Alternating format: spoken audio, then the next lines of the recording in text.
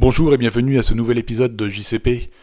Alors pour ce nouvel épisode, nous allons parler des prélèvements sociaux et je vais vous exposer pourquoi je qualifie cette situation de scandale. Comme d'habitude, un petit préambule que je vous laisse lire. Et le sommaire de cette vidéo, elle est chapitrée, donc vous pouvez passer directement à la section qui vous intéresse. Et les sources utilisées pour cet épisode sont disponibles en lien sous cette vidéo. Alors les prélèvements sociaux, de quoi s'agit-il ? Vous avez déjà certainement entendu parler de la CSG-CRDS, donc la contribution sociale généralisée, et la contribution au remboursement de la dette sociale. Mais il y a également trois autres éléments, donc le prélèvement social, la contribution additionnelle et le prélèvement de solidarité. Alors ces prélèvements sociaux, donc, ils sont prélevés sur les salaires et assimilés, donc retraite, chômage, et sur les revenus du patrimoine et du capital, donc les plus-values sur les actions, sur les intérêts, hors livret réglementé, les dividendes, les revenus fonciers, les plus-values lors d'une vente immobilière. Donc sur les salaires et assimilés, donc il y a des taux qui s'appliquent, qui sont différents. Alors en fait, les règles sont très compliquées, donc les taux sont entre 0 et 9,7%, on va dire 9,7, c'est le cas un peu général sur les salaires, avec plusieurs variables, et donc notamment le montant des salaires. Et une partie de la CSG qui est donc prélevée sur la fiche de paye est déductible du revenu imposable, donc à hauteur de 6,8%. Ça ne veut pas dire que c'est déduit de l'impôt, mais du revenu imposable. Et pour les revenus du patrimoine et du capital, c'est un peu plus simple, le taux il est à 17,2%. Et vous voyez, donc c'est la somme de la CSG, 9,2, la CRDS, 0,5, et le prélèvement de solidarité, 7,5. Et pour ces revenus du patrimoine et du capital, il y a également une partie de la CSG qui est déductible du revenu imposable, aussi à un taux de 6,8%. Si vous décidez de soumettre dans votre déclaration d'impôt ces revenus du patrimoine au barème progressif de l'impôt et pas à la flat tax. Donc vous avez bien entendu les liens pour avoir les détails de tout ça.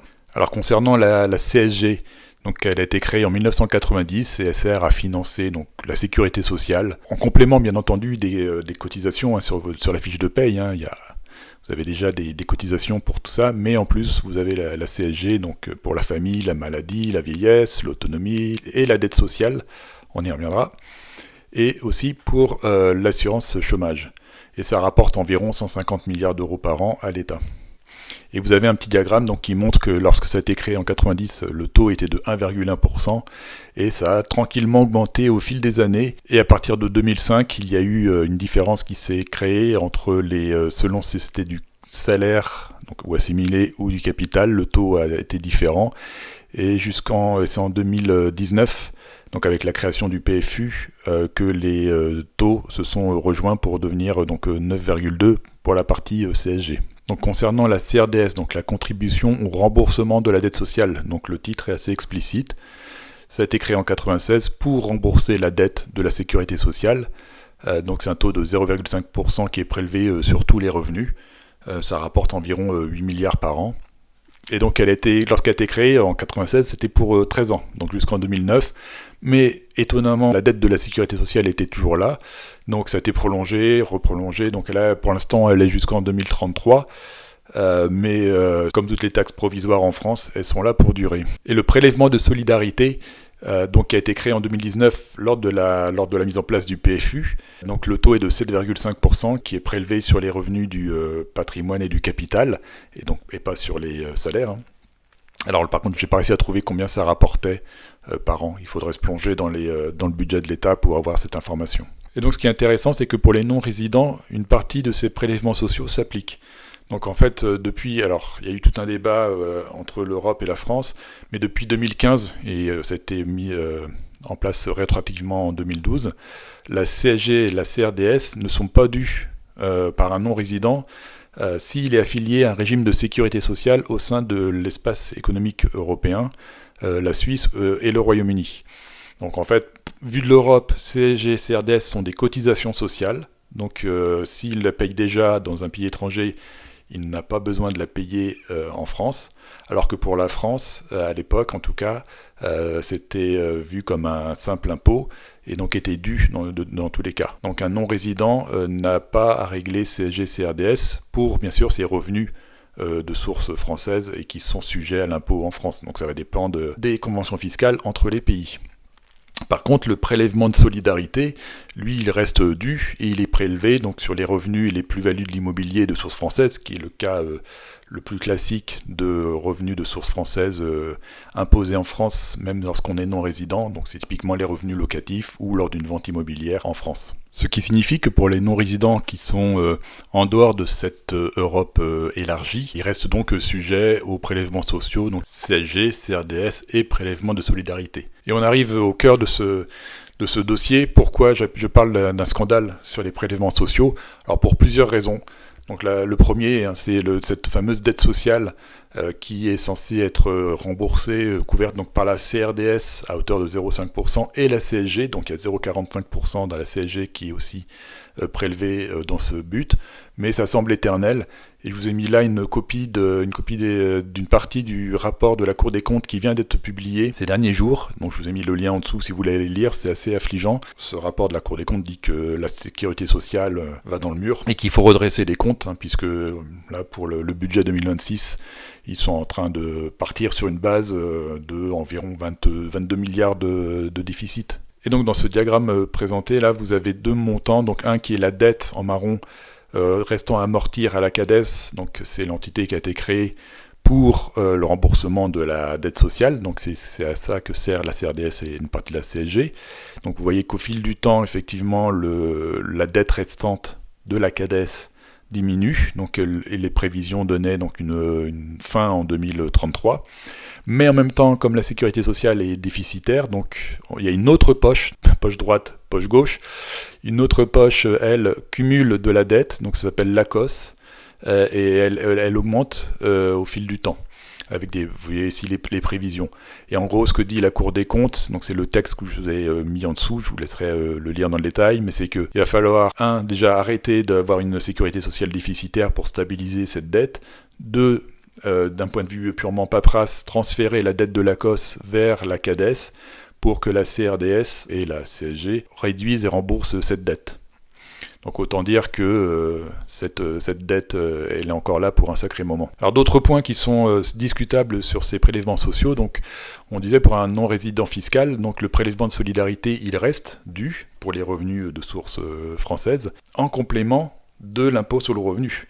C'est-à-dire que par exemple, donc pour de l'immobilier, si vous avez des revenus locatifs, vous payez l'impôt sur le revenu sur ces revenus locatifs en France, même si vous êtes non-résident, et vous payez aussi le prélèvement de solidarité, donc 7,5%, si vous remplissez les conditions évoquées précédemment. Ce prélèvement de solidarité, c'est un non-résident qui est solidaire envers la France, donc un pays qui est mal en point. Vu du non-résident, c'est un peu scandaleux de devoir continuer à payer pour ça.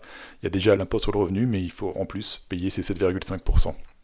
Donc c'est en fait ces prélèvements sociaux, c'est clairement une taxe, sans aucune contrepartie, et donc a fortiori pour les non-résidents, parce qu'un non-résident, par définition, ne bénéficie même plus des services de la France, puisqu'il n'habite plus en France, mais il reste solidaire envers son pays dans lequel il a vécu précédemment. Donc les prélèvements sociaux, ce n'est pas une cotisation pour la santé, le chômage ou la retraite, contrairement aux cotisations que vous avez sur les fiches de paye. C'est un simple impôt, mais c'est pas non plus considéré comme l'impôt sur le revenu.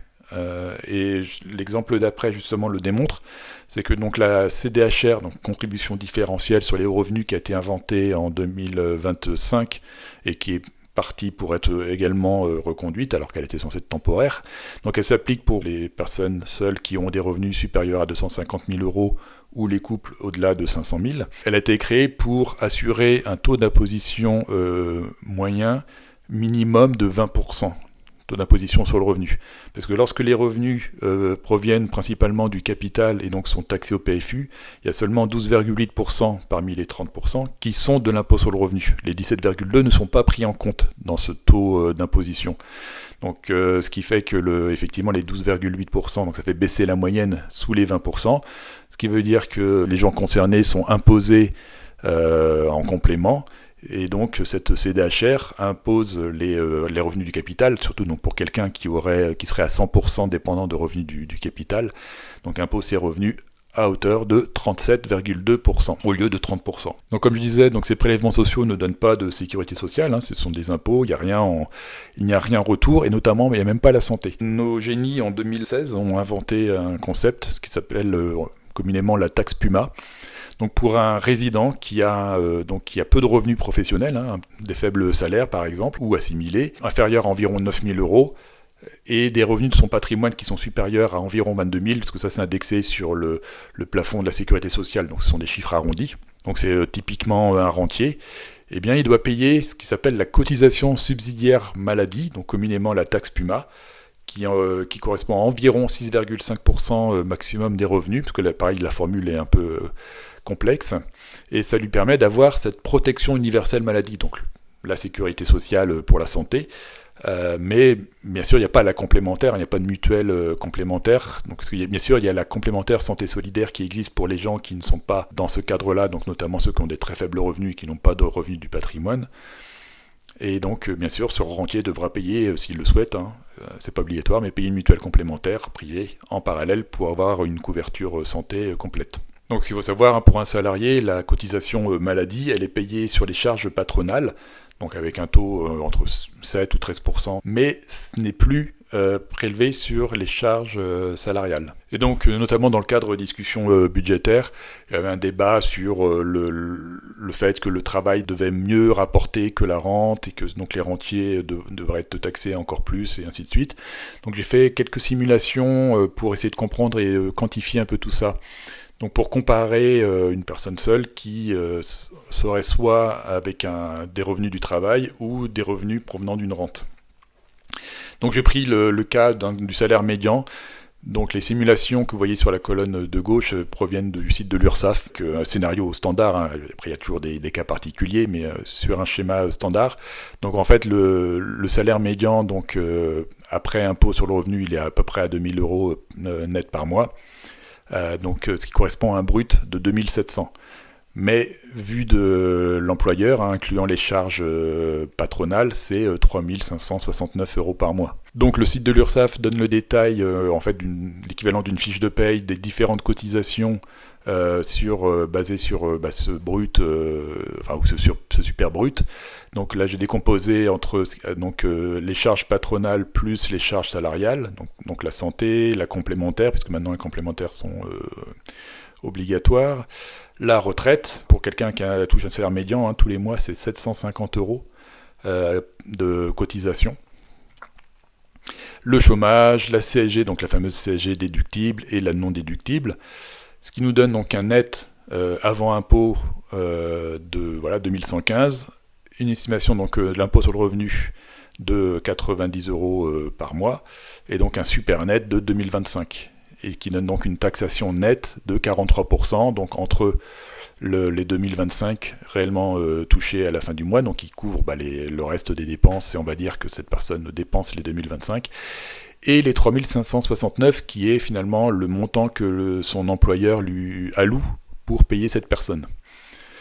Et donc, en comparaison, j'ai supposé quelqu'un qui est uniquement rentier, et dans un cas de figure où sa rente est aussi égale à ces 3 569, donc qui est en fait le montant alloué par sa rente pour subvenir à ses besoins mensuels. Alors pour arriver à ce montant de 3 569 par mois de rente, en supposant un rendement d'un capital à 3% par an net d'inflation, parce qu'on va supposer que ces chiffres-là, ce sont les mêmes tous les ans, donc ce qui veut dire qu'il faudrait un capital de environ 1,4 million d'euros pour avoir une rente mensuelle de 3 569 euros. Donc sur ces 3 569, j'ai supposé que la personne paye la taxe PUMA et une complémentaire santé pour avoir au moins une couverture santé suffisante. Bien entendu, comme il n'y a pas de cotisation, donc c'est de sa poche, je dirais. Il ne cotise pas à la retraite et il ne cotise pas non plus au chômage. Donc c'est vraiment un rentier qui est finalement un peu en dehors du circuit normal. Il a la CSG, donc les 17,2% qui s'appliquent sur ces 3 569. Et ce qui lui donne donc un net avant impôt. Là-dessus, donc il a les 12,8% du PFU donc qui s'applique, et ce qui donne donc un super net après impôt et après avoir payé donc les 223 euros là de frais mensuels de santé. Donc ça lui fait un super net de 2285 euros. Ce qui fait une différence de 260 euros avec un salarié. On va supposer que ces 260 euros par mois servent à capitaliser pour préparer sa retraite. Ce qui nous donne une taxation nette de 36%, mais c'est pas comparable puisque le rentier ne cotise pas stricto sensu à la retraite et au chômage. Même si le rentier n'a pas forcément besoin de toucher le chômage, puisqu'il est rentier, et donc la retraite, c'est une capitalisation volontaire en parallèle. Alors ce qu'il faut savoir que si c'était une rente basée sur du locatif nu, ce serait un peu différent parce que l'impôt sur le revenu il est basé sur le barème de l'impôt, selon la tranche 11%, 30%, après déduction des charges ou un abattement de 30% si le loyer est inférieur à 15 000 euros par an, donc le régime microfoncier. Donc ça changerait un peu les chiffres selon s'il y avait du locatif, parce que le PFU ne s'applique pas aux revenus locatifs. Mais il y a tout de même par contre les prélèvements sociaux à 17,2 qui sont dus dans le cadre du locatif. Alors si jamais les prélèvements sociaux montent à 18,6% comme c'est en projet à l'Assemblée nationale, le prélèvement serait augmenté d'environ 50 €, et donc ce qui réduirait d'autant le montant super net, et donc l'épargne possible pour la retraite à la fin du mois. Alors cet exemple, pour cette gamme de revenus, montre que la fiscalité pour une rente, donc au PFU, aboutit à un résultat qui est environ 10% supérieur à celui du travail. Mais bon, il faut être prudent dans la comparaison, puisque, comme je vous le montre, la rente n'amène pas les mêmes droits que le travail, puisqu'il n'y a pas effectivement par défaut, donc il n'y a pas de retraite, il n'y a pas de santé et il n'y a pas de chômage. De plus, il faut pas perdre de vue que pour devenir rentier, donc dans l'exemple qu'on avait avec un salaire médian, il faut donc 1,4 million d'euros de patrimoine. Et pour ça, pour se construire ce patrimoine, c'est par exemple capitaliser 3 500 € par mois, net d'impôts, et les placer à 5% pendant 20 ans. Ou alors hériter, ou une autre solution comme gagner à la loterie nationale. On ne devient pas rentier aussi simplement, et ce qu'il faut aussi ne pas perdre de vue, c'est qu'on ne devient pas à 100% rentier avec un salaire médian. Opposer le travail et la rente, c'est pas pertinent, ça contribue juste à opposer les gens, en stimulant la jalousie, alors que derrière le message qui est donc porté par certains politiques, c'est plus une question de principe contre le méchant capital.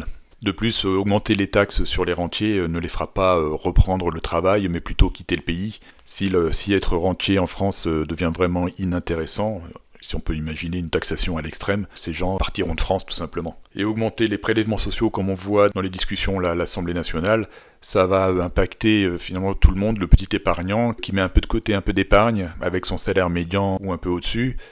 Donc il place ça sur des livrets d'épargne, mais aussi sur un PEA, une assurance vie, un PEL ou un PER pour commencer justement à préparer sa retraite. Donc augmenter les prélèvements sociaux, de la manière dont c'est construit, ça impacte tout le monde, et surtout le petit épargnant. Alors que pour que le travail rapporte plus, au lieu de baisser le rendement de la rente, il faut surtout baisser les charges sur le travail, ce qui permettrait d'avoir plus d'économies à la fin du mois, et donc faciliter une capitalisation pour que les gens puissent se construire une retraite pour compléter le modèle contributif actuel. Et donc avec tout ça, l'Assemblée nationale en ce moment, dans le cadre des discussions de budget 2026, à l'heure où j'enregistre, donc il y a déjà eu certaines discussions en première lecture, donc tout ça c'est pas définitif, il peut encore se passer pas mal de choses. Mais à ce stade, ce que l'on a vu notamment sur ce sujet de prélèvements sociaux, c'est qu'il y a eu un refus de l'extension de l'exonération donc de la CSG-CRDS pour les non-résidents en dehors de l'espace économique européen. Donc cette exonération, comme je le disais, n'est applicable que pour les gens qui sont non-résidents au sein de l'espace économique. Mais au-delà de cette Europe élargie, les gens continuent et vont continuer de payer CSG, CRDS et prélèvement de solidarité. Par contre, l'Assemblée a décidé d'augmenter la CSG sur les revenus du capital en la passant de 9,2 à 10,6%. Ça va impacter tout le monde, tous les supports d'épargne, sauf les livrets réglementés type livret A, LDDS, et dès le premier euro de gain. Donc clairement, les petits épargnants sont les victimes de cette décision. Le PFU donc, se retrouve augmenté à 31,4% au lieu de 30% actuel, et donc c'est une augmentation de l'impôt de 5%. Sur le capital. D'un autre côté, on pourrait se réjouir qu'il y ait eu des refus d'augmenter la CSG à 19,2% au lieu des 9,2% actuels. pour les revenus du capital, et il y avait aussi des propositions de mettre un taux variable de cette CSG selon les revenus. Donc bien entendu, pour les gens qui gagnent plus, avoir une CSG qui est au-delà des 9,2% actuels. Donc en synthèse de tout ça, ces prélèvements sociaux dont tout le monde entend parler, impossible d'y échapper, on les retrouve partout. Vu l'ambiance actuelle, notamment dans les débats budgétaires, mais d'une manière générale dans la société, être rentier à 100% ou être non-résident, ça fait vraiment réfléchir à couper complètement les ponts avec la France, donc notamment pour les non-résidents, se séparer des derniers avoirs immobiliers qu'ils pourraient avoir en France, pour ne pas s'exposer à une fiscalité erratique et qui, avec le temps, ne fait qu'augmenter. Sachant que comme ces prélèvements sociaux, c'est une taxe sans contrepartie, si ce n'est le plaisir de contribuer à l'effort collectif, ça fait doublement réfléchir sur l'intérêt de contribuer à ces prélèvements sociaux. Donc augmenter les taux sur les prélèvements sociaux donc, ne rendra pas les travailleurs plus riches, ni ne résoudra le problème des dépenses de la France, c'est juste augmenter des recettes, sachant que la baignoire fuit, donc au lieu de boucher les trous, on continue de remplir la baignoire d'eau. Alors qu'il faudrait prioriser les efforts en réduisant les charges sur les salaires et en repensant le modèle social. Le premier problème à traiter, c'est le sujet de la retraite, quand on regarde dans les grandes masses. Pour ça, il va falloir accepter collectivement de mettre en place un modèle de capitalisation partielle, mais ça apportera une vraie bouffée d'oxygène aussi bien pour les gens qui prépareront leur propre retraite que le modèle social et le pays dans son ensemble. Alors à mon sens, inscrire une épargne et en tirer un profit, ce n'est pas immoral, c'est même plutôt un comportement naturel. Et les messages de certains politiques qui cherchent à dénigrer ce comportement et à accroître la taxation sur l'épargne ne va pas motiver les salariés à augmenter les revenus, puisque cela signifiera encore plus d'impôts sans bénéfice en face. Voilà, c'est tout pour cet épisode. Je vous dis à bientôt pour un prochain épisode.